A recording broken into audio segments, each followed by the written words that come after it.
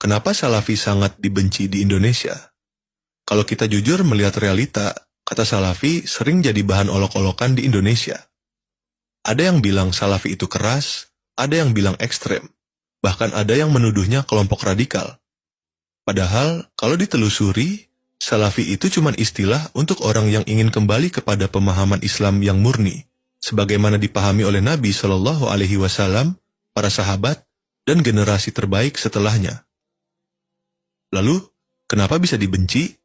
Berikut adalah jawabannya. 1. Karena beda gaya dakwah.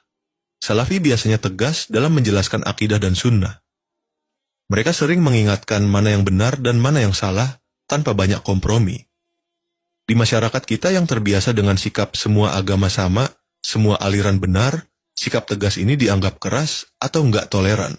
2. Karena melawan kebiasaan yang sudah mengakar.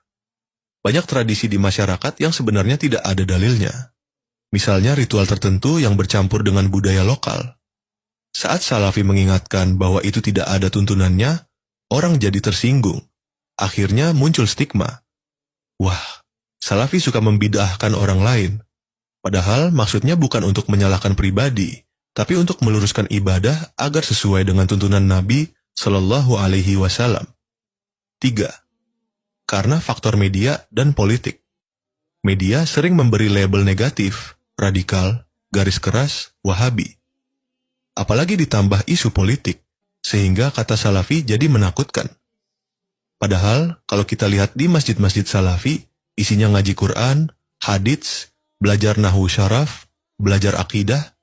Anak mudanya diarahkan supaya rajin ibadah, bukan tawuran. 4.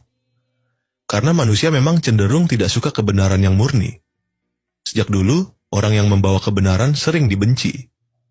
Nabi Shallallahu Alaihi Wasallam sendiri diejek, dimusuhi, bahkan diusir. Jadi, kalau pengikut Nabi sekarang juga mengalami hal yang sama, itu bukan hal baru.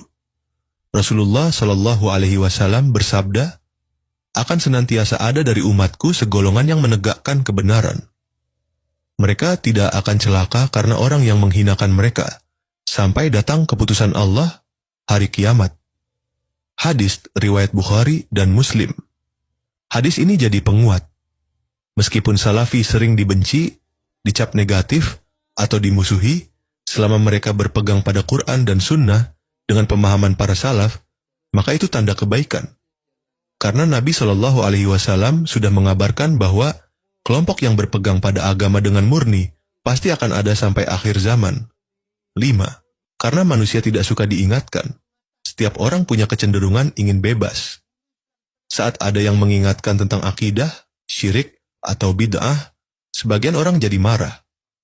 Nabi Shallallahu Alaihi Wasallam sendiri pun dimusuhi karena mengingatkan kebenaran. 6. Karena fitnah antar kelompok Islam sendiri.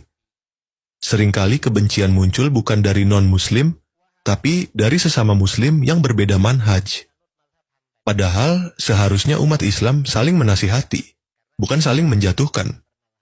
Salah satu alasannya supaya mereka tidak kehilangan jamaah, lumayan jamaahnya disuruh gulu sama kiainya. 7. Karena kebenaran memang terasa berat. Menjaga agama tetap murni itu tidak gampang. Yang sedikit-sedikit dikritik, yang salah dibenarkan, itu membuat Salafi tidak populer. Tapi justru itulah sunnah perjuangan. Nabi Shallallahu Alaihi Wasallam bersabda, akan senantiasa ada segolongan dari umatku yang menegakkan kebenaran. Tidak akan membahayakan mereka orang yang menghinakan mereka, sampai datang ketetapan Allah, sedang mereka tetap menang di atas manusia. Hadis riwayat Bukhari dan Muslim. Jadi, kalau ada yang bertanya, kenapa Salafi dibenci? Jawabannya sederhana, karena Salafi ingin menjaga kemurnian agama, sementara banyak orang lebih nyaman dengan agama versi campuran budaya.